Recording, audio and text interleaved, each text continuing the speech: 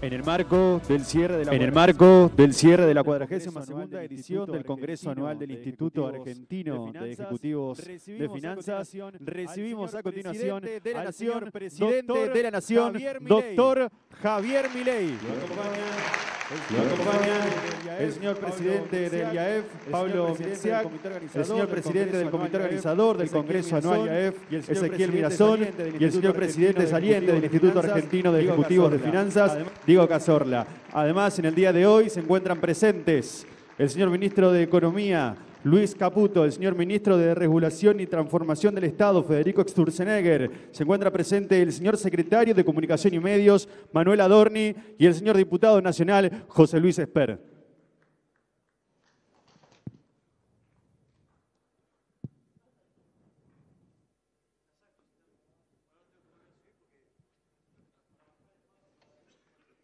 Pueden tomar asiento.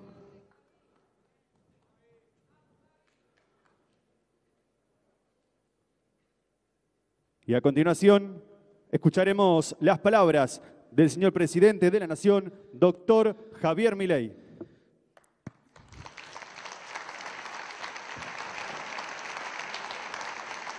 Hola a todos. Bien. Ahí estaba escuchando la charla que estaba teniendo el mejor ministro de Economía de la historia argentina.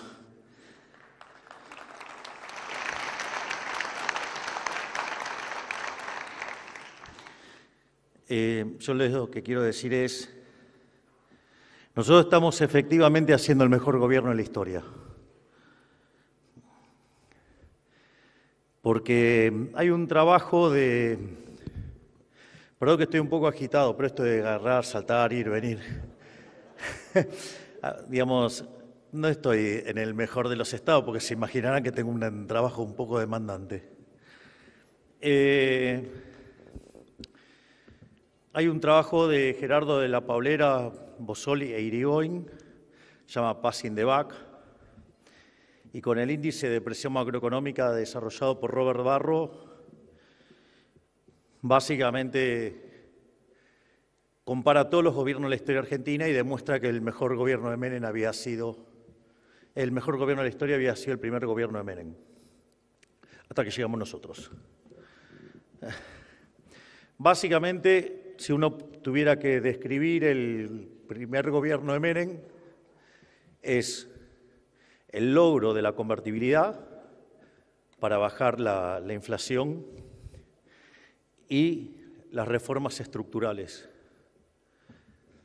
Básicamente, nosotros cuando llegamos, nosotros teníamos la caracterización de las 3 peores crisis de la historia argentina. Teníamos un money overhang, que era el doble del que había en la previa al Rodrigazo. Teníamos un desequilibrio en el balance del Banco Central en términos de pasivos remunerados contra base, que era peor que el que teníamos en la previa de la hiper de Alfonsín, y teníamos indicadores sociales peores que los que había en el 2001. O sea, verdaderamente, no solo Toto, sino que además todo el equipo estábamos todos en una silla eléctrica. Y, digo, los desequilibrios eran todavía mayores, pero para hacer la comparación más directa con el primer gobierno de Menem. Primero, nosotros, la inflación mayorista, la inflación venía corriendo a más del 1% diario cuando llegamos al gobierno. La mayorista había dado 54%, eso anualizado da 17.000. Y nosotros el año pasado la mayorista terminó abajo de 1 y se lo limpian del crawling peg. En dólares estábamos en deflación. Eso porque yo dije que bajamos la inflación mucho más rápido que la convertibilidad y algún bruto malintencionado hizo una comparación de la inflación IPC de la convertibilidad con la que viene corriendo nuestro gobierno. Y dentro de otras cosas se olvidó de restarle el Kroll-Impeg. Digo, por lo menos para ser crítico no hay que ser bruto, ¿no?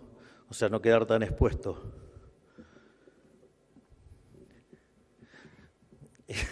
Estoy tentado de decir el nombre. Pero bueno, no importa. Voy a tratar de contenerme. Ahora, lo más interesante es que nosotros trabajamos siempre y hablamos de la mayorista porque es una que va adelantada. Por eso hacemos tanto el foco sobre la mayorista. Pero aún así, el programa es mejor básicamente por varias cosas. Primero porque nosotros no recibimos la economía o el país después de una hiperinflación. Cuando ustedes tienen la hiperinflación, la característica de la misma es que ustedes terminan licuando todos los activos y por ende la estabilización es muy fácil porque fácilmente se recompone la demanda de dinero y entonces eso facilita que la tasa de inflación baje mucho más rápido. El segundo punto, no menor, y es por esto digo que yo siempre también pondero no solo la tarea de Toto, sino que también pondero tan fuertemente lo que hace Santi Bausili en el Central, que acá está Vladimir también, y que lo hace, digamos, en conjunción con Pablo Quirno, que es nosotros además logramos hacer la estabilización sin expropiar. Es decir, nosotros no aplicamos un plan Bonex, esa era la fácil. Nosotros limpiamos el balance del Banco Central sin haber expropiado, respetando el derecho de propiedad. Nosotros no cagamos a nadie.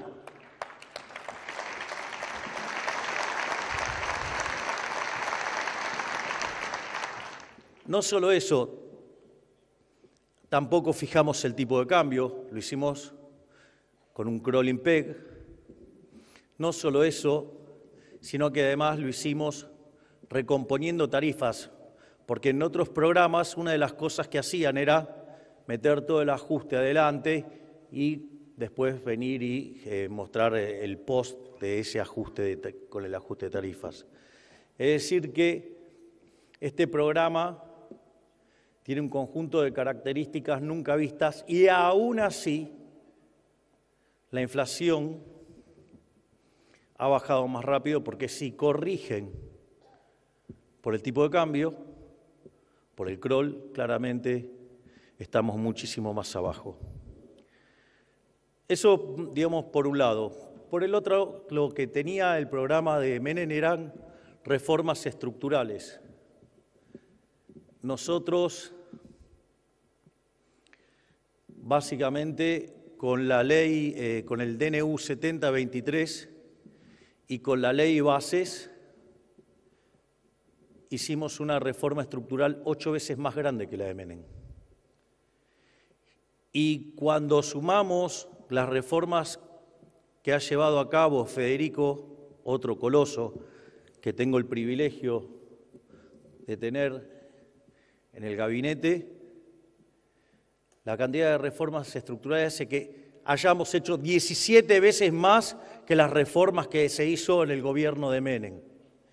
Es más, el otro día, cuando se cumplieron 500 días, alcanzamos las 2.000 reformas estructurales. Y no solo eso, nosotros cuando hicimos la campaña teníamos un programa que era profundamente exitoso, que todo el mundo decía que era imposible alcanzar, y pasado 1 año y medio cumplimos con todas las promesas de campaña. Por lo tanto, no hay ninguna duda que somos el mejor gobierno de la historia. Y eso es gracias a los gigantes que tengo como ministro.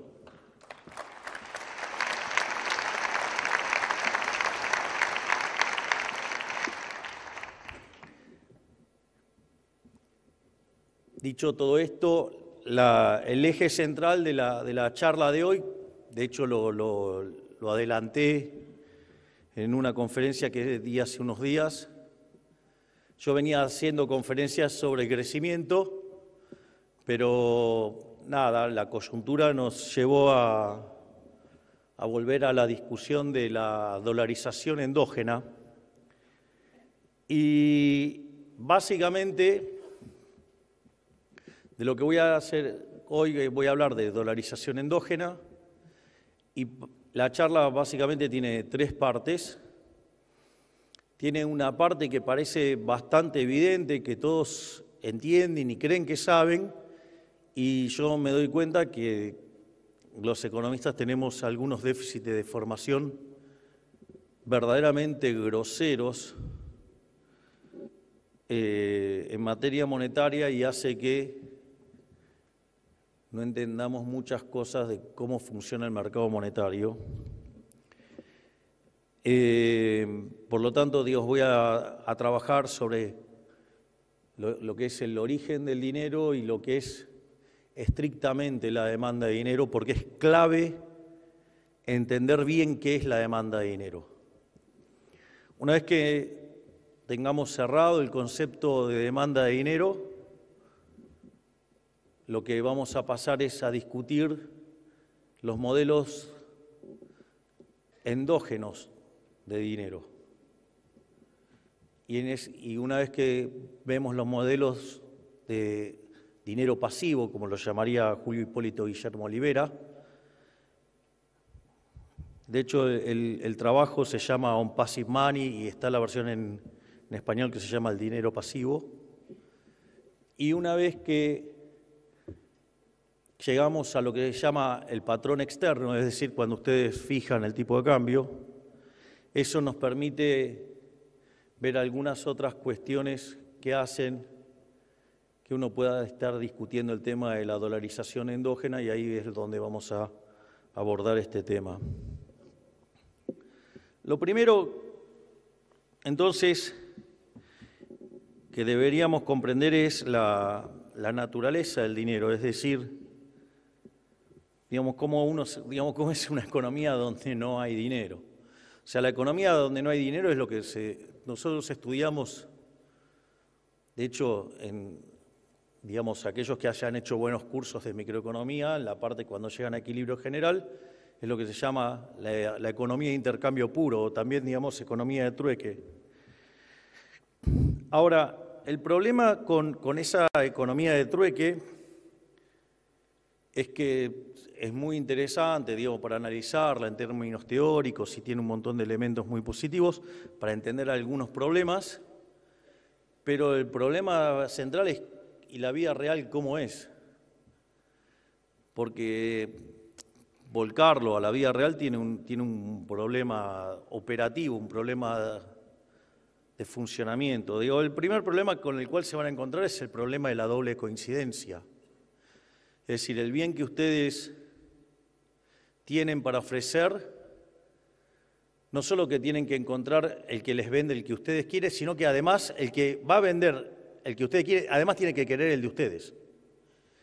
Y eso es un problema enorme, porque el problema de la doble coincidencia es un problema que haría que muchas transacciones se caigan. Es más, no se asusten, no he cambiado, pero voy a hacer una cita de Joan Robinson. Créanme, no cambie, pero vale la pena. Cuando Joan Robinson decía, todos los análisis de neutralidad del dinero están todos mal. O sea, eran bastante, y tiene razón lo que dice, es una estupidez todo el análisis de la neutralidad del dinero que se hace, porque la realidad es que si el dinero no existiera, se caerían un montón de transacciones. Es decir, con lo cual hay que ser bastante cuidadoso con todo lo que es la literatura, y cuando se habla de la neutralidad del dinero y todo ese tipo de cosas, ven, si leen los austríacos ese tipo de cosas no le van a pasar seguro. Ahora, más allá del tema de la doble coincidencia, hay otros problemas, que es el problema de la indivisibilidad de los bienes.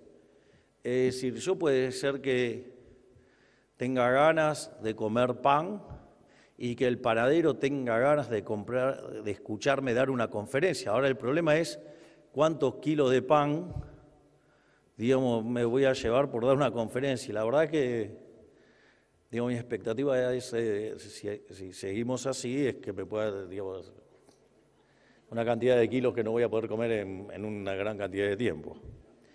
¿Qué quieren que le digan? Con los ministros que tengo, ¿qué quieren? Que no esté bullish.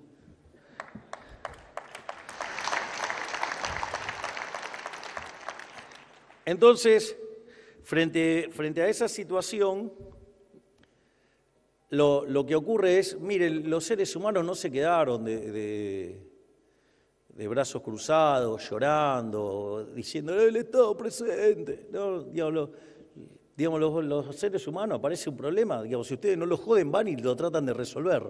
O sea, es lo que hace el ser humano. Entonces, en ese contexto, ustedes lo que tienen es que una de las cosas que los seres humanos descubrieron, que habían bienes que se intercambiaban más que otros, vinculados obviamente ¿a qué? Al alimento. Es más, el primer dinero que existió, la primera moneda que se utilizó, o el primer bien que se utilizó como dinero, de hecho fue el ganado, porque el hombre era nómade y andaba con el ganado a cuesta. Entonces, como se alimentaba con eso, era, digamos, la primera moneda que se utilizó fue el ganado. Es decir, si ustedes se fijan, lo que se encuentra es un bien que trabaja como dinero, pero es un bien de intercambio indirecto. Es más, eso se hace más evidente cuando el hombre deja de ser nómade y empieza a asentarse en lugares. Entonces, por ejemplo, es obvio, digo, que son cosas vinculadas al alimento. Digo, ¿por qué, digamos, o sea, una de las monedas era el trigo? Y porque básicamente de ahí hacían el pan. Entonces, ¿qué es lo que pasa? Como se comercializaba mucho el trigo, no compraban trigo porque querían tener trigo. Compraban trigo porque el trigo les servía para comprar otros bienes. Es decir, quiero resaltar mucho esta idea del intercambio indirecto. Porque si entendemos que el intercambio indirecto, lo único que nos tiene que quedar claro es que al traje de madera no nos vamos a llevar los billetes. Los billetes solamente nos sirven para facilitar el intercambio. Entonces, en ese contexto aparece el trigo, o por ejemplo, el tema de la sal. Digo, salario, de hecho, viene de ahí. Es más, ¿por qué, digamos, cuando se cae la sal, la gente habla de que eso es mala suerte? Porque si ustedes estaban pagando y iban con un saco de sal y le iban a pagar al otro y le daban el saco de sal al otro, ¿cuál es el problema? Que si el saco se caía o si se caía la sal, ¿cuál era el problema? Era una pérdida instantánea de capital. Claramente que era mala suerte. Entonces, ¿qué era lo que se hacía? Se tomaba el saco de sal y se lo ponía en un lugar donde se pesaba y se evitaba que manipularlo, de modo tal que el que se le caía era el que perdía. O, por ejemplo, otro tipo de dinero que se utilizó fue el tabaco, el lino. Hay una lectura de Milton Friedman muy divertida que habla sobre la hiperinflación de Alemania y dice, bueno, se usaban clavos. Y en un momento dice, y también se usaba el coñac. Y que según Milton Friedman era la definición de dinero más líquido que había conocido en su vida.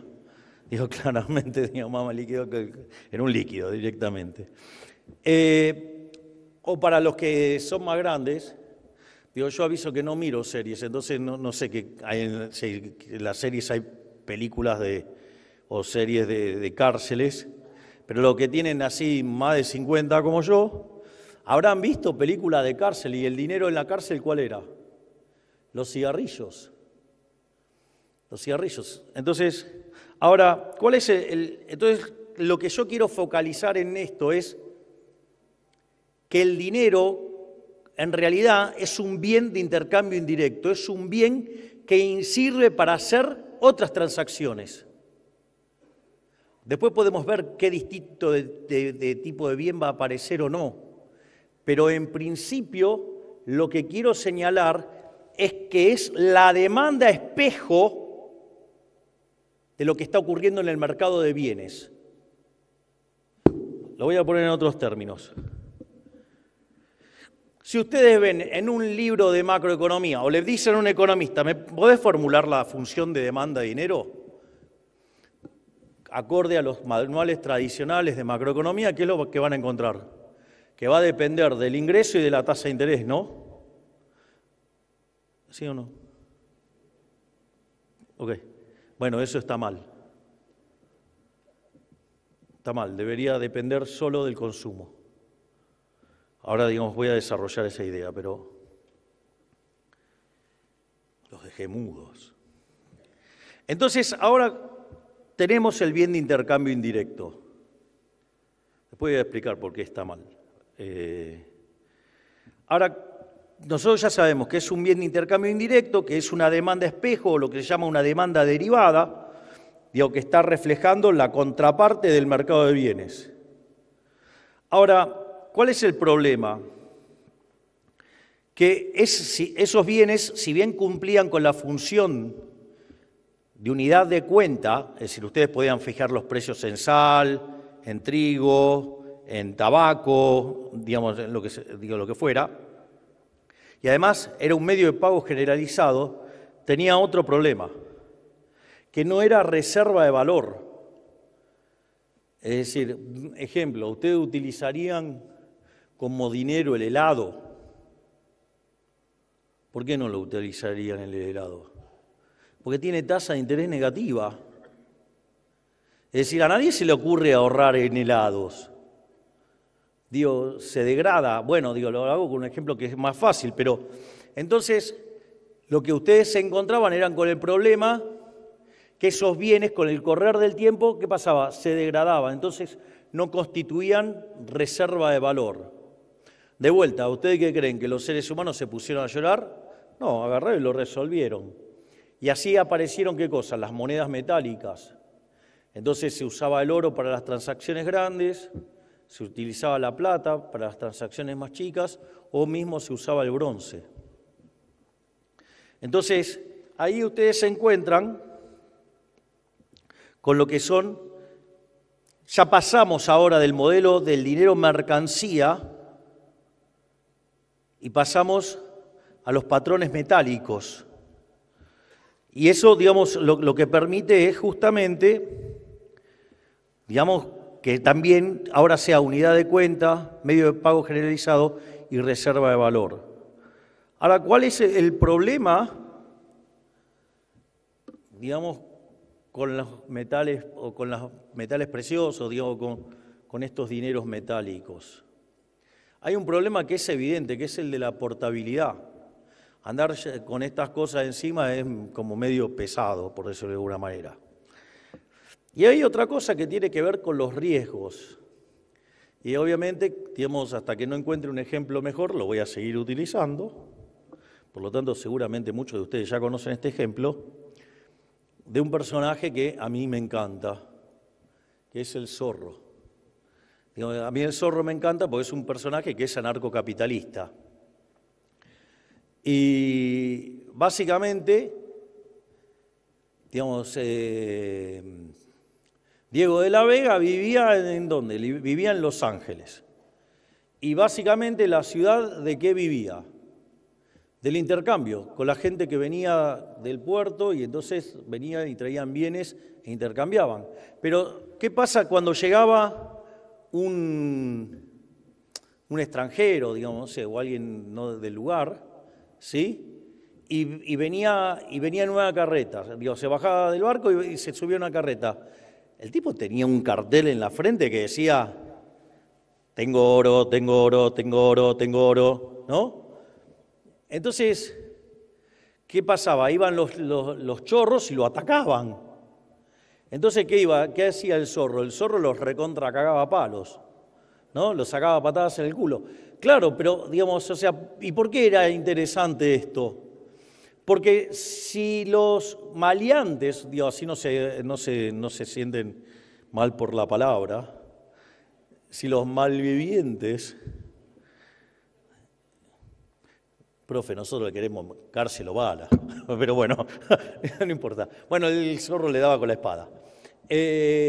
Dicho esto,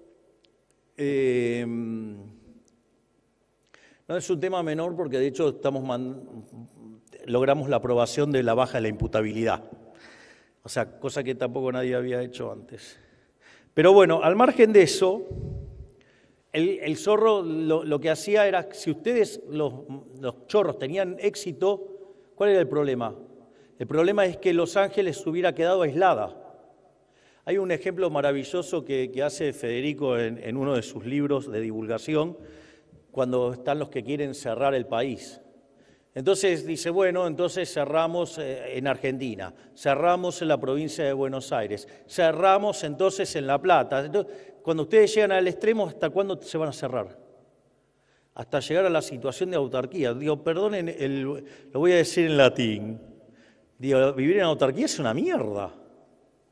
Digo, ¿se imaginan si se tienen que hacer sus propios zapatos, sus propias medias, su propia vestimenta? Se tienen que encima ocupar de conseguir la comida, todo. Digo, es una vida horrenda. O sea, la vida de autarquía es un espanto. Entonces, en ese contexto, el zorro respetaba los derechos de propiedad y el comercio. Pero no solo eso, además también con quién se peleaba. Se peleaba con monasterio, que era el Estado. O sea que el zorro era un personaje maravilloso, porque ¿qué era lo que hacía monasterio? Les cobraba impuestos. Así que vamos por el zorro, pero lo bueno de todo esto es que claramente ustedes tenían un riesgo enorme. Y de vuelta, ¿qué hizo el hombre? ¿Qué hizo? Se quedó sin comercializar. No, entonces vamos a la autarquía porque me va a robar un tipo la carreta. No. O sea, el hombre quiso y le buscó la vuelta. Entonces, cuando le buscó la vuelta, ¿qué crearon? Las instituciones de depósito. Entonces, ustedes dejaban depositado el oro, la plata o el bronce y se llevaban un certificado. Y con ese certificado iban y ¿qué hacían? Transacciones. Y cuando terminaban de hacer las transacciones, por el otro lado había alguien que hacía el clearing y listo. Ahora, ¿cuál fue el problema? El problema fue que siempre aparece algún vivo que dijo, che, pará, puedo emitir certificados contra nada. Entonces empezaban a emitir certificados contra el aire, ¿y qué era lo que empezaba a pasar? Al empezar a circular más certificados, que es básicamente que el dinero papel, empezaba a haber ¿qué cosa? Inflación. Entonces la gente se avivaba y iba a buscar entonces sus depósitos y ahí se armaba el despiole. Y el Estado, en lugar de agarrar y sancionar a aquellos que básicamente estaban estafando a otros, dijo, che, pará, este es un negocio bárbaro, ahora me encargo yo de hacer esto.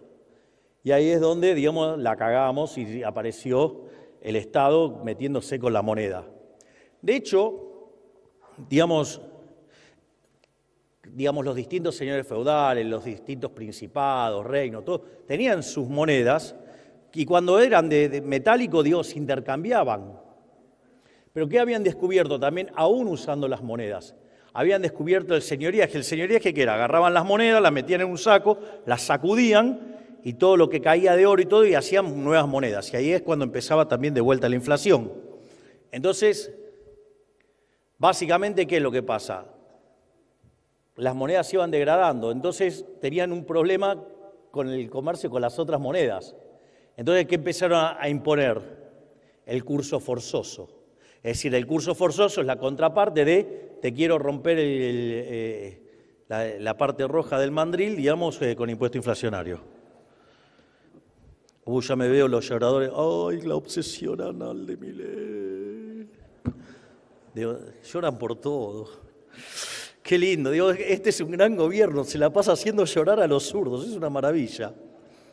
Solo por eso ya es bárbaro. Entonces, obviamente, ahí empieza todo un debate, en especial después del descubrimiento de América. ¿Dónde creen que se descubrió la teoría cuantitativa o en los inicios de la teoría cuantitativa? No fue Hume. Los que descubren la teoría cuantitativa es la escuela de Salamanca. ¿Por qué? Y porque ¿a dónde entraba el oro de América? Entraba en España, y entonces al aumentar la oferta de oro cayó el valor del oro, es decir, todos los precios expresados en términos de oro subieron. Entonces España se había puesto cara y consecuentemente generaba déficit comercial con el resto y el oro salía desde España hacia el resto de Europa y ahí se nivelaban los precios. Ustedes se dan cuenta, ¿no?, de lo ineficiente de la situación, ¿no? Es decir, porque en el fondo los precios, digamos, relativos no cambiaron. O sea, digo, básicamente lo que pasó que es, hicieron un esfuerzo enorme para llevarse el oro, ¿y qué onda? Subieron todos los precios y en el fondo, digamos, o sea, es recontra ineficiente. Pero claro, pero es un típico caso de dilema de los prisioneros. ¿Pero por qué lo hicieron entonces? Porque el que la recibía primero ganaba. Eso después es lo que es la base también del efecto Hume-Cantillon. El que va recibiendo primero el dinero se beneficia. Entonces, en función cómo se van moviendo los precios a lo largo del tiempo, digamos, son los que, por ejemplo, ¿por qué, digamos, es tan impopular la devaluación? ¿Por qué los enemigos del gobierno están todo el tiempo pidiendo devaluación? Porque es una medida absolutamente impopular. ¿Y por qué es impopular? Porque cuando salta el tipo de cambio, o sea, primero salta el tipo de cambio, después ¿qué salta? El precio de los transables, después saltan los mayoristas, después saltan los minoristas y último los salarios. Entonces, en el medio, al sector trabajador lo rompieron todo, como son mayoría en los votos, evidentemente, claro, digo, es recontra antipopular. Entonces, en ese sentido, por eso los tipos están todo el tiempo alentando todo este tipo de calamidades. No les importa que hacen 1 año y medio que siguen pifiando, pero ellos siguen insistiendo en lo mismo. Digo, para ver el nivel de estupidez, ¿no? El tipo de cambio es libre y siguen hablando de atraso cambiario. O sea, a mí se me caería la cara de vergüenza. Digo, el tipo de cambio es libre y siguen hablando de atraso cambiario. Son patéticos. Pero al margen de eso, comienza todo un debate entre lo que se conocía la Currency School, que básicamente era la que planteaba hacia el punto de la naturaleza monetaria de la inflación. Claro, les entró todo el oro de América y se encontraron con que se les había acelerado la tasa de inflación. Y después había otra escuela que era la Banking School, y entonces comienza todo un debate que concluye en 1844 en Inglaterra con lo que se llama la Ley Peel, que es la base del sistema financiero que tenemos hoy, donde básicamente en materia de política monetaria había un tipo de cambio fijo, o sea, patrón oro, y por otro lado un sistema financiero de encaje fraccionario. Pasaba lo que pasaba siempre, que el Estado buscaba que lo financiaran y cuando después todos empezaban a dudar de la solvencia del Estado, empezaban las corridas, empezaba la asistencia, se empezaba a haber presiones, digamos, los bancos centrales empezaban a perder oro y entonces ¿qué hacían? Devaluaban, llevaban el tipo de cambio a un nivel más alto y así básicamente corregían la situación. Pero después de eso, digamos, el patrón ese persistió hasta 1973, donde el mundo presenció una de las estafas más grandes de la historia, que fue el final de Bretton Woods. En Argentina también tuvimos una de esas grandes estafas. Una de esas estafas fue el final de la convertibilidad. No se olviden que los pesos emitidos por el Banco Central son un pasivo para con el sector privado. Y eso estaba respaldado, ese pasivo estaba respaldado por dólares. Cuando ustedes miran los billetes de la convertibilidad decían convertibles de curso legal. Es decir, se reconocía que eso era una deuda y que además se saldaba 1 a 1. pero como la política no quiso hacer el ajuste, decidió estafar a los argentinos. En ese momento eran cerca de 14.000 millones de dólares lo que había en el Banco Central, que a plata de hoy sería los amigos de Clarín, Duhalde, Alfonsín y compañía, los que voltearon a De la Rúa, básicamente terminaron estafando a los argentinos por 30.000 millones de dólares. Se imaginan que al decir todas estas cosas, después me como las tapas que me como en el Gran Pasquín argentino. Pero bueno, alguien tenía que venir y poner las pelotas sobre la mesa y yo se los digo en la cara.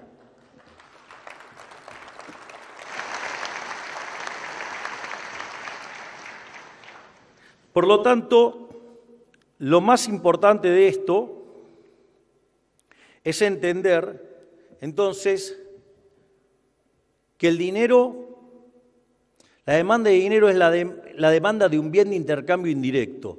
Y por lo tanto, lo que determina la demanda de dinero es esa demanda de los bienes con los cuales uno compra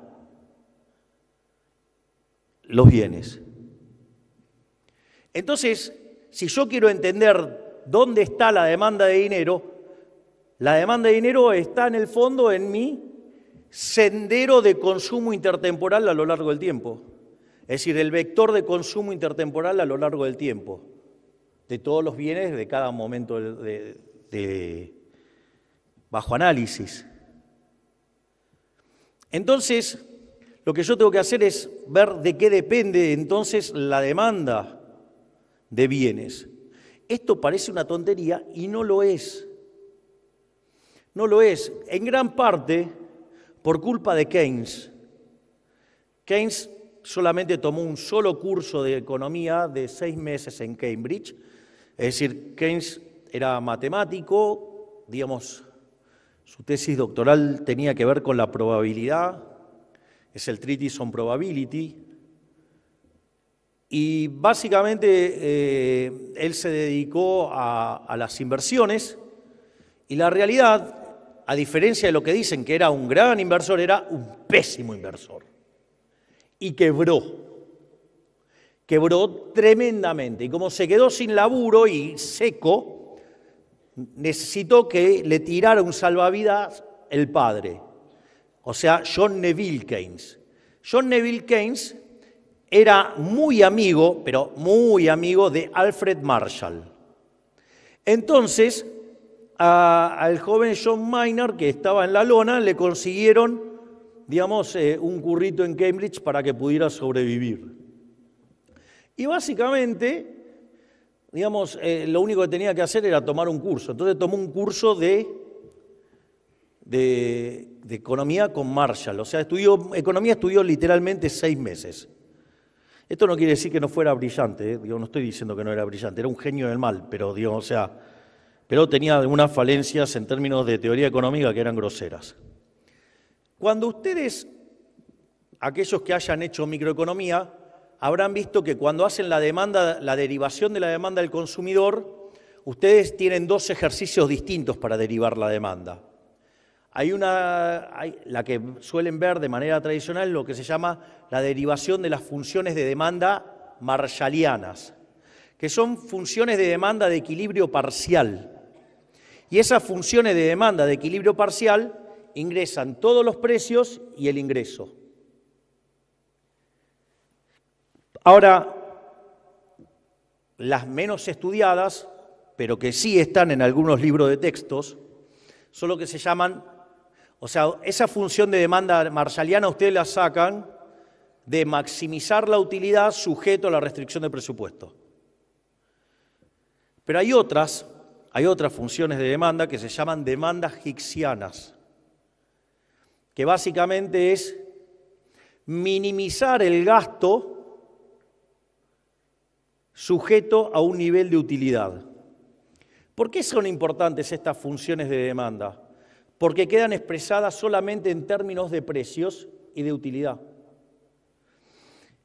Entonces, ¿por qué es importante esto? Porque cuando ustedes toman un modelo de equilibrio general, digamos, en un modelo de equilibrio general, en las funciones de exceso de demanda, no ingresa Digo, ustedes estaban esperando la parte áspera, esta es la parte áspera. Digo, todo lo que estoy hablando está todo matemático, o sea, así que traten de ponerle mucho foco porque... ¿Qué es lo que pasa? Cuando ustedes derivan el sistema de equilibrio general, solamente queda expresado en precios. No ingresa el ingreso, porque el ingreso de ustedes, ¿de dónde lo derivan? Lo derivan de la venta de sus dotaciones. Digo, la más convencional venta de dotaciones es la venta de ocio, con formato de trabajo. Y la otra parte de sus ingresos lo derivan, ¿de qué? De la participación que ustedes tienen en los beneficios de las compañías, es decir, de los beneficios de las compañías. ¿Y los beneficios de las compañías de qué dependen? De los precios. Por lo tanto, desaparecen las cantidades de las funciones tanto de oferta como de demanda. O sea, solamente quedan en función de los precios. Por eso las funciones de exceso de demanda dependen solamente de los precios. Es decir, en un sistema de equilibrio general no ingresa de ninguna manera el ingreso. No hay una variable de cantidad. La variable de cantidad surge si yo tengo el vector de precio de equilibrio. Por definición, ese vector hace que coincida la oferta con la demanda. Y la oferta y la demanda, digo, ahí sí sale la cantidad. Pero es un resultado del modelo, no es una variable, digamos, explicativa. Entonces, en ese contexto, de hecho, ustedes cuando hacen la demostración de existencia lo hacen sobre el vector de precios. Entonces, es más, la construcción de la derivación de la existencia del equilibrio también es importante, porque ustedes tienen las funciones de exceso de demanda, que son funciones que ustedes van de precios y que determinan cantidades. Ahora, la demostración de un equilibrio se hace con un teorema de punto fijo, el de Brouwer, el de Kakutani, el que ustedes quieran. Ahora, sucede que las funciones que entran en los sistemas de esas características son funciones hacia el mismo conjunto. Es decir, tendrían que ser de precios a precios. Y sin embargo, ¿qué tenemos? Que las funciones de exceso de demanda, ¿cómo son? De precios a cantidades. Entonces, ¿cómo corregimos eso? Digo, ¿habrán escuchado nombrar de algo que se llama el subastador balrasiano? ¿Qué hacía el subastador balrasiano? Si a ese precio había más demanda que oferta, subía los precios y en su defecto bajaban los precios. Bueno, esa función ahora que es una función que va de cantidad a precios. Entonces ustedes hacen la función compuesta de la del exceso de demanda y el subastador balrasiano, y ahora ¿qué les queda? Una función que va de P a P. Consecuentemente, si están las características sobre el conjunto que sea cerrado, acotado, convexo, con funciones continuas, en el caso de funciones que además son aplicaciones punto a punto, entonces ahora el equilibrio existe, es único y además es estable. ¡Bingo! Dicho todo esto, entonces no se les ocurra meter en la función de demanda de dinero el ingreso, porque si sale de un modelo de equilibrio general, no necesita que esté el ingreso. Tampoco necesita que esté la tasa de interés. Y mucho menos se les ocurra determinar la tasa de interés en el mercado monetario. Y voy a explicar por qué. Porque la tasa de interés existe. Existe porque existe el tiempo, no porque existe el dinero. La tasa de interés tiene sentido porque hay mañana. La tasa de interés es un mecanismo de coordinación intertemporal entre el presente y el futuro. ¿Qué es el ahorro? El ahorro es el consumo futuro. ¿Qué es la inversión? La producción futura. Por eso cuando ustedes miran Bixel, los esquemas ahorro-inversión, son modelos intertemporales donde la tasa de interés es un mecanismo de coordinación intertemporal entre ahorro e inversión. Pero en el fondo no es ni más ni menos que el precio relativo de hoy respecto del futuro. Ejemplo. Ya hemos sacado el efecto ingreso del medio, con lo cual las funciones de demanda solamente entonces tienen ¿qué cosa? Efecto sustitución. Ahora no hay efecto ingreso, si no está el ingreso, en un modelo de equilibrio general. Consecuentemente, el efecto sustitución siempre es negativo. Por eso las curvas de demanda hicksianas siempre tienen pendiente negativa. En el caso de las marshallianas pueden tener pendiente positiva, que es en el caso de los bienes Giffen, que son bienes donde son bienes inferiores, donde el efecto renta supera el efecto sustitución. Entonces, dicho esto, ¿cuánto hace que no daba clase de micro? Hacía mucho, pero vino todo hoy, se apersonó. Entonces, en ese contexto, lo que ustedes tienen es que si el precio de un bien sube, el del otro va a tener que bajar, porque solo hay efecto sustitución. Cuando la tasa de interés sube, significa que el precio de los bienes presentes está más alto que el de los bienes futuros. Por lo tanto, van a demandar menos bienes presentes y más bienes futuros. Por eso, cuando la tasa de interés sube, el ahorro aumenta. O dicho de esta, ¿por qué aumenta la inversión cuando baja la tasa de interés? Porque si los bienes futuros están más caros que los bienes presentes respecto a una situación inicial, ¿a mí qué me conviene vender? ¿Más hoy o mañana? Mañana, entonces mando producción al futuro. Por eso, cuando baja la tasa de interés, sube la inversión. De ahí viene. Entonces, si el modelo es intertemporal, ustedes no necesitan poner la tasa de interés, porque básicamente, ¿qué tienen? Que es el precio relativo de los bienes presentes respecto a los bienes futuros. ¿Y cuándo van a estar arbitrados? Cuando esa relación sea la misma en todos los bienes. Y ahí sale la tasa de interés de equilibrio. Dicho todo esto, acabo de destrozar a Keynes y a todo lo que vino atrás de Keynes, pero no solo eso, sino que lo más interesante es que ustedes van a tener funciones de exceso de demanda que solamente dependen de los precios. Ahora, yo hago una pregunta. En el fondo, todo esto depende de qué cosa, estas funciones que acabo de derivar. Dependen de lo que Robert Lucas Jr. llamaba los parámetros profundos, que es con la forma que ustedes describen una economía. Miren todo lo que estoy haciendo para describir la naturaleza monetaria de la inflación. Ustedes no se dan cuenta. Es tremendo, pero ya voy a llegar. Entonces, básicamente una economía, ¿cuáles son los parámetros profundos? Las preferencias, la tecnología, las dotaciones y el esquema de propiedad. En principio, todos esos parámetros hoy, ¿cómo están? Están dados. Y si todos esos parámetros están dados, mi sendero intertemporal de consumo, ¿cómo está? Está dado. Y si eso es así, como la demanda de dinero es un espejo de esa función, de ese vector de consumo intertemporal, la demanda de dinero es una roca granítica. Es decir, en condiciones normales de presión y temperatura, que no es lo que ha habido en Argentina desde 1935 en adelante, si quieren más exacto, si no me equivoco, 1 de marzo. ¿Es 1 de marzo o 1 de mayo fue? Creo que fue 1 de marzo que se creó el Banco Central. Digo, en condiciones normales de presión y temperatura, digamos, la demanda de dinero es una función granítica. De hecho, esto los clásicos lo entendían a la perfección, ¿no? ¿Ustedes se creen que los clásicos eran idiotas?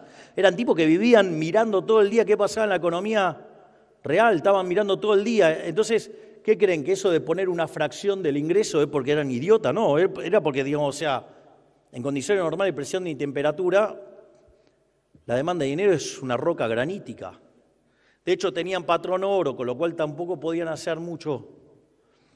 Dicho esto, entonces ahora, puesto en estos términos, ahora la demanda de dinero real es una roca granítica que es el espejo del sistema de equilibrio general, digamos, del lado real. Y en equilibrio, la oferta real de dinero, o sea, la cantidad de dinero dividido el nivel de precio, tiene que ser igual a la demanda de dinero. Y esto es lo interesante. Y ahí surge la naturaleza monetaria de la inflación. Porque el nivel de precio de la economía es el cociente entre la oferta de dinero y la demanda de dinero, que ya dijimos que es fija. Entonces, en la medida que sube la cantidad de dinero, suben los precios. De ahí la frase tan famosa de Friedman: la inflación es siempre y en todo lugar un fenómeno monetario generado por un exceso de oferta, ya sea o porque sube la oferta, o porque cae la demanda, o porque ocurren las dos cosas a la vez, que hacen que el poder adquisitivo del dinero caiga y por ende todos los precios expresados en unidades monetarias suben. Digamos, pero como verán, hasta llegar acá hay todo un recorrido para entender eso. Ahora, todo eso es lo que está detrás de nuestros pensamientos en materia monetaria. Al mismo tiempo, si ustedes se fijan, tienen la cuestión del ancla nominal. ¿Por qué, digamos, o sea, y esto la gran mayoría de los economistas no lo saben, solo poquitos? Aquellos que hayan leído en profundidad a Olivera en el trabajo On Passive Money, cuando hace el patrón crédito, él explica a la perfección el problema del ancla nominal. ¿Pero qué es el ancla nominal? Que yo fijo la cantidad de dinero, ¿para qué? Para aparcar los precios. Digo, ¿esta discusión les parece menor? Esta es la discusión que ocurrió después de que levantamos el cepo. Toda la manga de mandriles econochantas de Mandrilandia decían, ¡ah, ese tipo de cambio se va a ir a las nubes! Van a perder reservas, en 1400 va a ser un desastre, la tasa de inflación se va a ir a las nubes. ¿Nosotros qué contestábamos? No. ¿Y por qué? Porque la cantidad de dinero está fija desde mediados del año pasado. Es más, si el rezago de la política monetaria es entre 18 y 24 meses, se los digo de nuevo, para mitad del año que viene en Argentina no va a haber más inflación.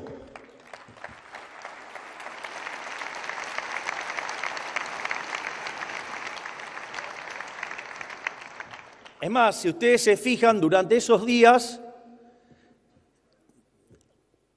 tanto lo que fue el anuncio de Toto y Santi Bausili, digamos, lo que fue la cadena nacional, lo que fue, digamos, las exposiciones en distintos lugares de Fede Furiase, o lo que fuimos tratando de empujar también, digamos, con Federico, y en mi caso, fue explicar que el tipo de cambio no tenía por qué saltar, y si saltaba no tenía por qué haber inflación.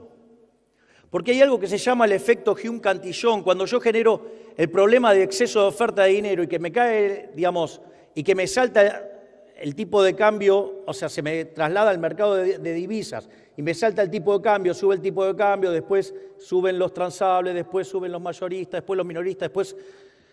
Claro, los argentinos durante 90 años vieron ese modelo.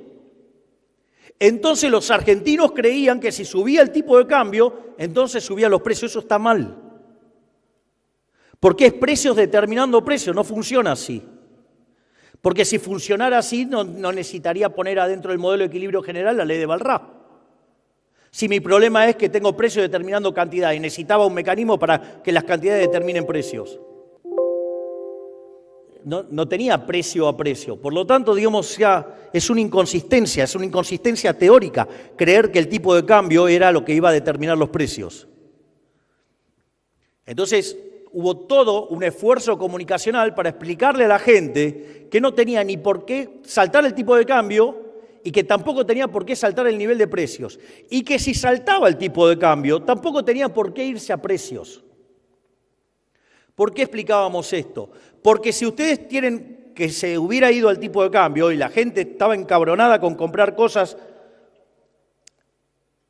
digamos, y comprar dólares, y los dólares, supongamos que hubiera ido al techo de la banda, esos bienes se hubieran vuelto más caros, entonces ustedes hubieran gastado más en esos bienes y por ende tendrían que haber gastado menos en otro y consecuentemente los precios van a bajar. ¿Y por qué estábamos tan confiados de eso? Porque la única forma en que puede pasar eso es cuando ustedes tienen fija la cantidad de dinero. Cuando ustedes tienen fija la cantidad de dinero no hay convalidación monetaria. Al no haber convalidación monetaria, si un precio sube, el otro a la fuerza tiene que caer. Por eso nosotros estábamos confiados. Es decir, pero de vuelta, nosotros no nos peleamos con la realidad. Si la gente quiere formar precios mirando el tipo de cambio y hay 90 años que le dan la razón, bueno, nosotros lo que tenemos que tratar de hacer es mostrarle a la gente cómo funciona esto. Por eso es fabuloso cuando a Toto le dice, no, esto yo ya lo vi. Las pelotas, no lo viste nunca. Porque nunca viste equilibrio fiscal conjugado con cantidad de dinero fijo y tipo de cambio libre. No lo viste nunca. Que eso ya la vi. No viste nada. No viste nada. Es decir, viviste en una ilusión atrapado, digamos, del efecto Hume-Cantillon. Digo, que le pase a la gente, digamos, que no está formada en economía no es un problema. El problema es que le pasa a los pelotudos de los economistas, que eso es la parte grave. Entonces, hubo todo un esfuerzo para tratar de que el modelo ahora se parezca más a expectativas racionales. Digo, el nivel de precios tiene que ver con qué? Y con la cantidad de dinero. Entonces, me acuerdo, periodistas, operadores, diciendo, no, la tasa de inflación va a estar entre el 5 y el 7, el gran Pasquín argentino alentando la crisis. Claro, porque después de la última crisis, la del 2002, de 2001-2002, le fue muy bien, porque licuaron y jodieron a todos los acreedores, ¿no? Digamos, a cambio de tapas y proteger al gobierno de Duhalde, le jodieron la vida a todos los argentinos, pero ellos lograron la ley de bienes culturales para que no les ejecutaran esas acciones que tenían prendadas, ¿no? Y como no les alcanzó, porque cuando fueron al concurso no les alcanzó el porcentaje, después modificaron la ley de concursos y quiebra para que se pudiera hacer con el 51% en lugar de 2/3. Y ahí, digamos, dejaron a los acreedores indefensos y se los empernaron a todos, y entonces, digamos, así vivimos, digamos, estos pauteros corruptos que arruinaron a la Argentina y que son unos extorsionadores y que tratan de apretar gobiernos con tapas. Pero al margen de eso, lo que quiero señalar es que ya tenemos claro que entonces, además, liberamos el mercado de cambios y el tipo de cambio no subió. Es más, ¿qué hubiera dicho la teoría económica? Si yo suponga que tengo un precio controlado, ¿sí? Un precio máximo, o sea, en general el precio máximo se pone debajo del nivel de equilibrio. Eso hace que se genere un exceso de demanda de divisas y la verdad que durante lo que fue todo el mes de marzo y mitad de abril perdimos un montón de reservas. Y además no podíamos defendernos porque teníamos la confidencialidad por el acuerdo con el fondo. Mientras que los imbéciles, los periodistas decían, ay, están asustados y escondidos y pronosticaban todo tipo de catástrofes. Pero también había un paralelo. ¿Y qué dice la economía cuando ustedes tienen una situación así? Que si abren, no solo que hay más cantidades, sino que además, ¿qué pasa? Que el tipo de cambio se va a un lugar en el medio. Para desgracia de los econochantas y los agoreros, el tipo de cambio, digamos, está en niveles similares a los que teníamos de tipo de cambio oficial. O sea, que lo cual, todos los que hablaban de atraso cambiario y todo eso, de vuelta quedaron en offside. Pero ahora está a mercado. La otra crítica que nos hacen es que no es mercado porque hay bandas. Otra estupidez. Ahora voy a explicar lo de las bandas. La primera es la siguiente. Nosotros hoy, lo dijo Toto antes de que yo ingresara, si nosotros quisiéramos rescatar toda la base monetaria amplia, lo podríamos hacer a 911 pesos, si no me equivoco. Es decir, debajo del nivel de la banda. Si ustedes se dan cuenta el nivel de cobertura obsceno que tiene el peso hoy, o sea, podemos rescatar todos los pesos a 911. Y si lo tuviéramos que hacer en el techo de la banda, podemos rescatar todos los pesos y nos sobran 15.000 millones de dólares. ¿Se dan cuenta, no? Entonces ahora digo, bueno, ¿y por qué las bandas y esas cosas? Bueno, nosotros, hay una charla que yo di en lo de Fantino, que el nombre que yo le había puesto a esos papeles era Aprendiendo a Flotar, y era lo que nosotros tratábamos de comunicar en ese momento. Que el problema no... Es más, no importa si fluctúa el tipo de cambio siendo libre, digo, lo que acá importa en materia de inflación es que no emitamos, que no haya emisión monetaria. Y la cantidad de dinero está fija desde mediados del año pasado. No, bueno, pero hay inflación, y porque la inflación tiene rezago. Es decir, la bestia anterior emitió 13 puntos del PBI en un año. ¿Ustedes qué querían? ¿Que no haya inflación? Bueno, nosotros empezamos a arreglar las cosas, pero ese dinero está en la calle. Entonces, en ese contexto, yo ahora voy a dar una explicación técnica para el tema de las bandas. Cuando ustedes trabajan, porque hay un conjunto de imbéciles que dicen, no, el tipo de cambio no es libre, porque en realidad ustedes tienen bandas. Miren, la verdad que adentro de la banda es libre, o sea, el problema sería, digo, pueden cuestionar si va al techo o al piso de la banda. Pero adentro de la banda no habría que cuestionar nada. Pero ahora voy a desasnar a los imbéciles que dicen eso. Cuando ustedes estudian equilibrio general, ustedes tienen, en general, hay los dos teoremas de puntos fijos más usados son el de Brouwer y el de Kakutani. El de Brouwer es para funciones, son aplicaciones punto a punto. Es decir, ustedes tienen un precio y le contesta una cantidad. El teorema de punto fijo de Kakutani, es una correspondencia, son punto conjunto. Es decir, ustedes le tiran un precio y les contesta un conjunto de cantidades. Pero tanto sea que ustedes trabajan con funciones o con correspondencias, en general, digamos, siempre trabajan con conjuntos acotados. Pero ¿qué es lo interesante? Lo interesante es que a algún tipo brillante se le ocurrió trabajar con conjuntos no acotados. Esto es interesante porque trabajar con conjuntos no acotados, ustedes tienen algunos problemas con las cuestiones de optimización, digamos, tienen un problema para conseguir un óptimo. Digamos, entonces, ¿de dónde sacan las funciones que son óptimas? Entonces, cuando ustedes trabajan con conjuntos no acotados, lo que se hace para demostrar la existencia del equilibrio, se trabaja con conjuntos acotados artificialmente. Es decir, ¿qué es lo que hacen? Ustedes ponen una cota artificial a donde se le da la gana. Y dada esa cota, digamos, donde a ustedes se le da la gana, pero que existe, por eso se llama acotado artificialmente, ustedes derivan el equilibrio y si esa restricción no es efectiva, ustedes, digamos, ese equilibrio ahora existe y tiene todas las propiedades bajo las cuales trabajamos regularmente. Por lo tanto, ¿qué es lo que hicimos nosotros? ¿Cuál era el problema? La gente venía con 90 años de ser estafada con un modelo que convalidaba monetariamente déficit fiscal y demás. La gente, digamos, de vuelta, como vivió en un mundo que siempre vivíamos con déficit fiscal y con emisión monetaria, está claro que tiene un chip que...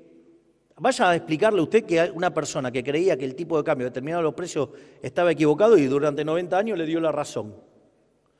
O sea, agarren y dicen, no, bueno, el único periodo que no hubo inflación, ¿qué fue? Los 90. El tipo de cambio estaba fijo. Entonces, ¿cómo le explican a ustedes que la persona que piensa eso está mal? Y el tipo que le dice, ¿sabe qué? Esto es igual a otra discusión que, por ejemplo, hay en crecimiento. Si ustedes toman la historia desde el año cero de la época cristiana hasta el 2000, póngale, digamos, en los 1800 primeros años el PBI per cápita está constante, prácticamente, que es lo que se llama la era malthusiana, y después empieza a crecer fenomenalmente. Una de las cosas que hace Adam Smith con la idea de la fábrica invisible de alfileres dice que los rendimientos son crecientes. Y Malthus agarra y se le caga la risa y le dice, mirá la evidencia empírica, pibe, sos un delirante. Si hubiéramos hecho la econometría en 1801, ¿a quién hubiera avalado la econometría? Lo hubiera avalado a Malthus, la que dice la evidencia empírica, cuando uno toma los últimos 250 años. El que tenía razón era Adam Smith. Adam Smith Para mí Adam Smith es a la economía lo que Gauss a la matemática. Tipo que vivió 250 años adelantado a su época. Entonces, acá es lo mismo. O sea, vayan a explicarle a alguien que vivió con 90 años de desequilibrio fiscal o con emisión monetaria, que el modelo no funciona así. No, bueno, pero en realidad es que es un activo financiero. A la gente le importa un rábano. Entonces, por eso el esfuerzo de comunicar que lo que importa es la cantidad de dinero para la determinación de los precios. ¿Y que puede haber cambio de precio relativo? Sí. ¿Y por qué pusimos la banda? Para acotarlo artificialmente. Pero dado que está adentro, listo. Se acabó el problema. No puede, yo les juro que me cuesta creer que sean tan estúpidos. Es una cosa que verdaderamente me sorprende. Ahora, dicho esto, el mecanismo de control de la oferta monetaria no es el único mecanismo, hay otros mecanismos de control. Hay otros modelos de oferta monetaria, que son los de los dineros endógenos. Por ejemplo, hay uno que es el patrón mercancía. Entonces, eso hace que el precio queda determinado exógeno y lo que se determina endógenamente, que es la cantidad de dinero. Entonces, esto es muy típico para aquellos programas que intentan controlar precios. Entonces, ustedes fijan los precios y la cantidad de dinero se acomoda a eso. Digamos, un familiar de esto, ¿qué es? El modelo de la puja distributiva, que es el patrón salario. Entonces, los precios son un alfa de los salarios, entonces se mueven los salarios, se mueven los precios, entonces se modifica la cantidad de dinero y se convalida monetariamente de esa manera. Y el otro modelo es el modelo de patrón externo, donde ustedes fijan el tipo de cambio. Donde al fijar el tipo de cambio, el ancla es el tipo de cambio. ¿Por qué? Porque el nivel de precios local es el nivel de precios internacional, que está dado, y está dado también ¿qué? El tipo de cambio, porque lo fijaron ustedes. Entonces, ustedes fijan el nivel de precios y la cantidad de dinero queda determinado en función de ¿qué? De la demanda de dinero. Entonces, cuando aumenta la demanda de dinero, la gente va a los que llevan los dólares, ¿para qué? Para expandir la cantidad de dinero. La frase no es trivial, no está dicha, digamos, o sea, la gente va y compra pesos. Es decir, esto no es menor, porque cuando va con los dólares y compra pesos, ese dinero está siendo demandado. Entonces, como el proceso es impulsado desde la demanda, el crecimiento que hay de la oferta hace que no haya pérdida de poder adquisitivo del dinero, porque esa demanda y oferta están mapeadas. Esto no es menor porque es justamente lo que ocurre en este modelo que nosotros estamos trabajando. Es más, fíjense que cuando ustedes tienen esta situación, si ustedes normalizan el tipo de cambio en 1 y el nivel de precio internacional en 1, el crédito, o sea, la oferta monetaria o la base monetaria se va a componer de dos elementos: de las reservas y del crédito doméstico. Y eso se va a tener que igualar ¿a qué? A la demanda de base, a la demanda de dinero. Vean que si yo tengo la demanda de dinero y a las reservas, dejo acá reservas y paso del otro lado el crédito doméstico, me queda la demanda de dinero menos el crédito doméstico. Si sube la demanda de dinero, ¿qué pasa? Me suben las reservas. Pero si sube el crédito doméstico, pierdo reservas. ¿A quién le pasaba eso? Al kirchnerismo, hacía déficit fiscal, lo financiaba con emisión monetaria y al financiarlo con emisión monetaria, ¿qué le pasaba? Perdía reservas. ¿Cómo lo corregía? ¿Lo corregía devaluando? No. ¿Cómo lo corregía? Con el cepo, con restricciones. Es decir, ¿para qué? Para que haya un ajuste de cantidades sin que se tocaran los precios, creyendo que lo que iba a determinar la inflación iba a hacer que se moviera el tipo de cambio. Con lo cual generaba un exceso de demanda brutal en el mercado de divisas, que se traducía en un exceso de oferta en el resto de la economía, que implicaba que se caía la demanda de bonos, por ende, digamos, los precios de los bonos bajos, altas tasas de interés, alto riesgo país, digamos, cuando ganamos el riesgo país estaba en 3.000. Eso genera un exceso de oferta en el mercado de bienes, con lo cual, digamos, la economía estaba estancada desde el año 2011. No solo eso, en el mismo nivel de PBI, en términos de PBI per cápita, 15 abajo. No solo eso, ese exceso de oferta en el mercado de bienes se traducía en un exceso de oferta en el mercado de trabajo. La cantidad de empleos formales está clavada desde el año 2011 en 6 millones de puestos de trabajo. ¿Y cómo se compensó? Con aumento en el sector público. Bajo esa aberración estúpida que gobernar es crear trabajo. No, gobernar es que la gente viva mejor. Digo, ¿por qué, digamos, esa frase de gobernar es crear trabajo es una pelotudez del tamaño de una casa? Porque entonces, ¿qué hago? Entonces creo muchos empleos públicos. Digo, vamos a volar por los aires. Eso es lo que hace el kirchnerismo. En realidad, digamos, gobernar es que la gente viva mejor. Y que se creen, digamos, o sea, se lo pongo con un caso ridículo. ¿Qué pasa si la cantidad de gente en la economía está constante? Digamos, la tasa de natalidad igualada a la tasa de mortalidad. Digo, que voy a crear puestos de trabajo si la cantidad de gente no cambia. ¿De qué están hablando? O sea, gobernar es generar bienestar. Es decir, bajar la inflación, hacer que crezca la economía, que mejoren los salarios reales y que haya menos pobres y menos indigentes. Dicho sea de paso, nosotros, digamos, los desalmados liberales, bajamos la pobreza en menos de un año en 22 puntos. Es decir, sacamos la pobreza a 10 millones de seres humanos. ¡Qué desalmados los liberales!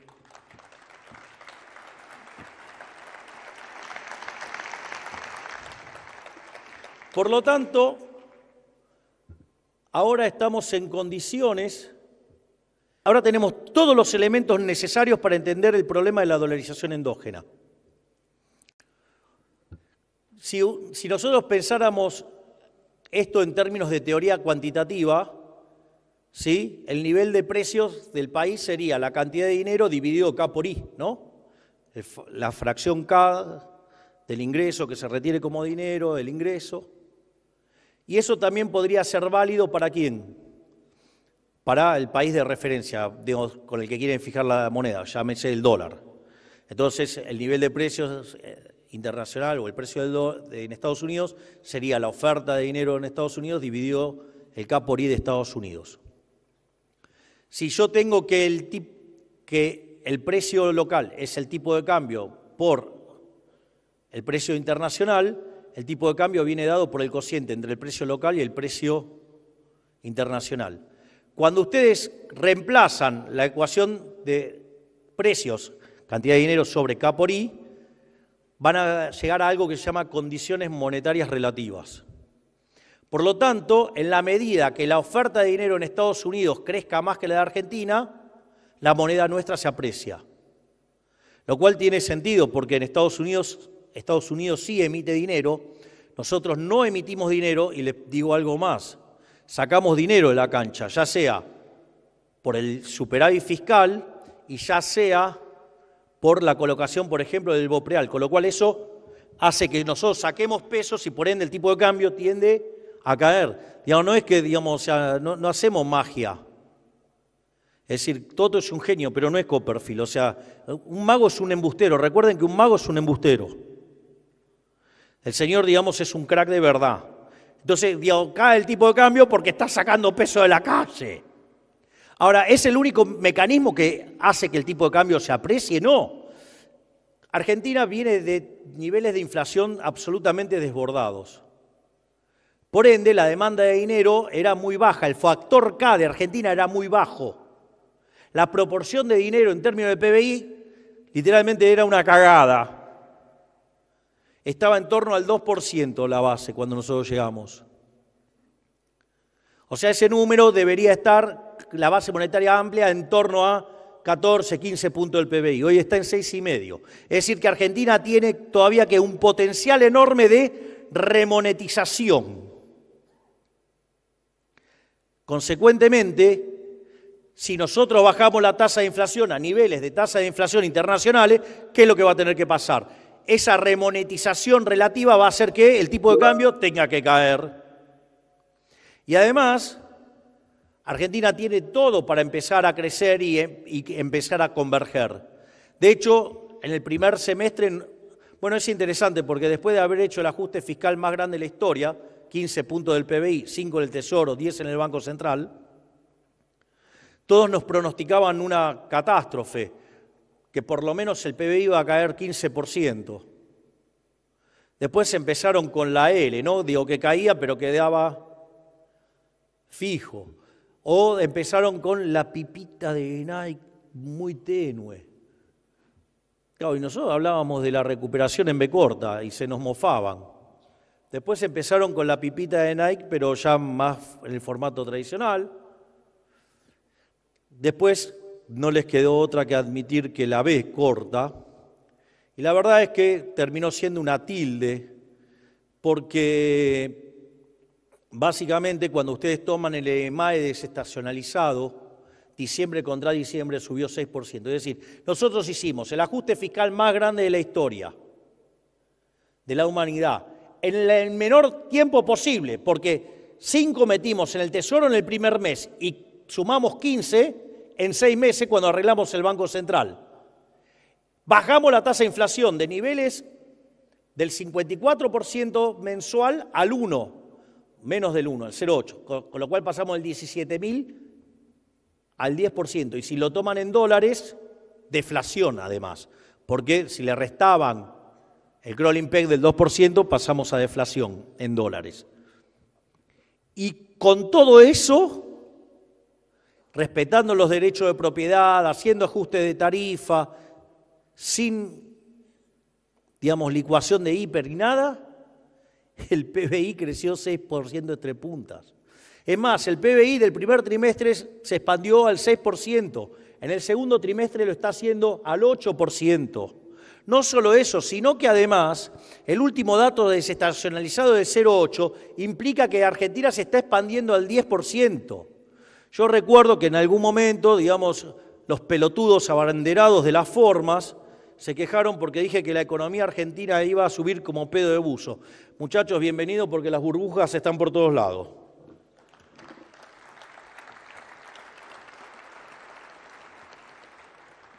Ahora, entonces, ¿cuál es el punto que encontramos ahora? Que nosotros tenemos la cantidad de dinero fija, pero tenemos oferta contrayendo, factor de demanda subiendo, crecimiento económico. ¿Cuál es el problema? La demanda de dinero está volando.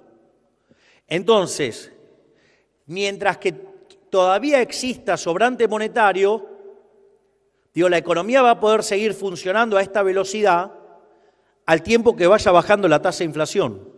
Esto es algo interesante. Mientras que nos limpiamos el money overhang, ustedes van a ver que la economía se sigue expandiendo fuerte con tasas de inflación decreciente.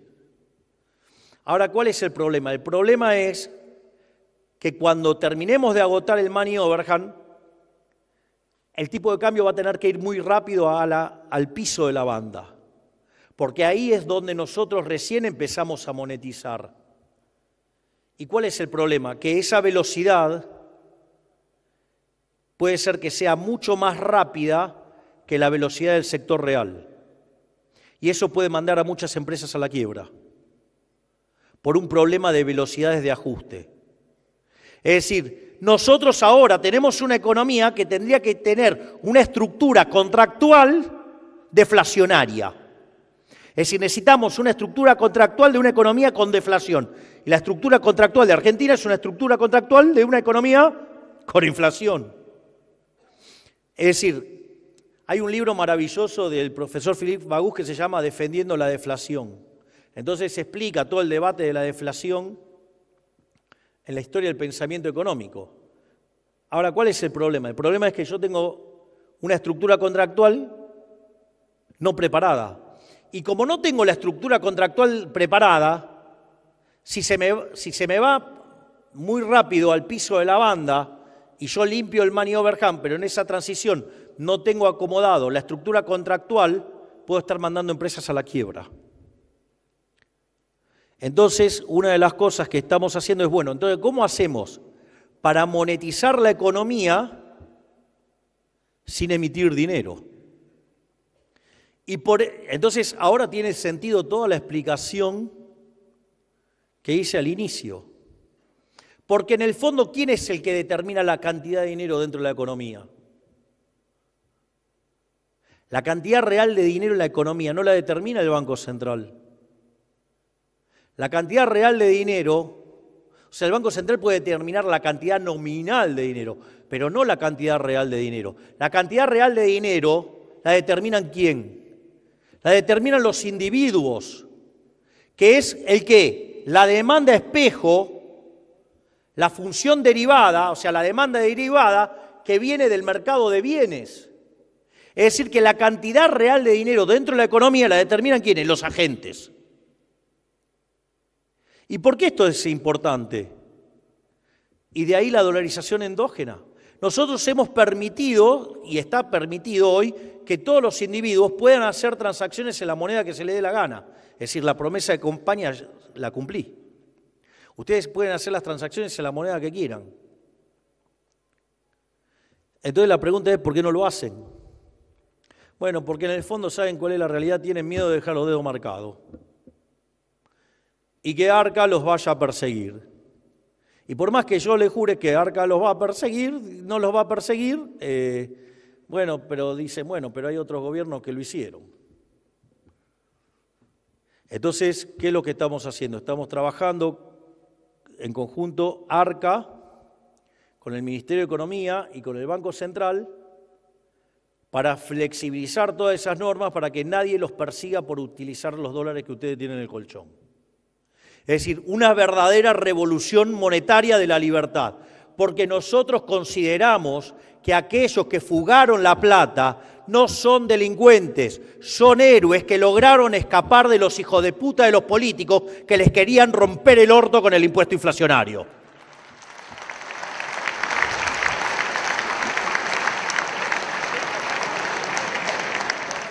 Yo hago una pregunta. Yo tuve la suerte de conocer a una persona que se escapó de Cuba, pero yo hago una pregunta. Si ustedes tienen una situación de una persona que se escapa de la isla cárcel, como es Cuba, acorde a las leyes cubanas, ¿eso qué sería? Sería un delito, ¿no? ¿Sí o no? Hago una pregunta. ¿Y aquel que se logra escapar? ¿Ustedes entonces irían y agarrarían y los perseguirían en Miami y los matarían o se los llevarían de vuelta para Cuba? A veces lo que es legal no necesariamente es lícito. No es lícito que los gobiernos hijos de puta hayan puesto controles. No es lícita la ley penal cambiaria. Ustedes pueden ahorrar en los que se les cante el culo. Y no hay nadie que se pueda arrogar el derecho de decir en qué pueden ahorrar o no. Si ustedes en el año 2001, en lugar de quedarse con $1000, si hubieran quedado con 1000 pesos, hoy tendrían $1. Los políticos de mierda le hubieran robado $999. ¿Acaso está mal que ustedes se quieran proteger de un chorro? Esa gente que tiene la guita debajo del colchón, en el colchón, no son delincuentes. Son tipos que se escaparon de un régimen opresor que los quería estafar. Por lo tanto, devolver la libertad también es que esa gente pueda volver a meter su dinero adentro del sistema sin que nadie lo persiga. Y de ahí que nosotros estamos promoviendo y estamos trabajando en que la gente pueda sacar sus ahorros y que no los persiga el Estado. Porque ya bastante los persiguieron con una moneda que hubo que sacarle 13 ceros y que si ustedes se fijan hoy podríamos sacarles 3 más. Por lo tanto, ¿qué es el proceso de dolarización endógena? Que los individuos, en función de lo que necesitan demandar, moneticen la economía, sin tener que pasar por el mercado de cambios. Entonces ustedes van a tener fija la cantidad de dinero, salvo que lleguen al piso de la banda, y por otra parte, ¿qué van a tener? Que conforme los individuos necesiten hacer más transacciones, van a poder usar ¿qué? Los dólares del colchón. ¿Y cuál es el resultado? El resultado es que cada vez va a haber más dólares. Y va a haber un momento que van a ser tantos los dólares respecto de los pesos, que ese día, si se nos da la gana, podemos cerrar el Banco Central y liberarlos de los políticos ladrones de acá a la eternidad. Muchísimas gracias.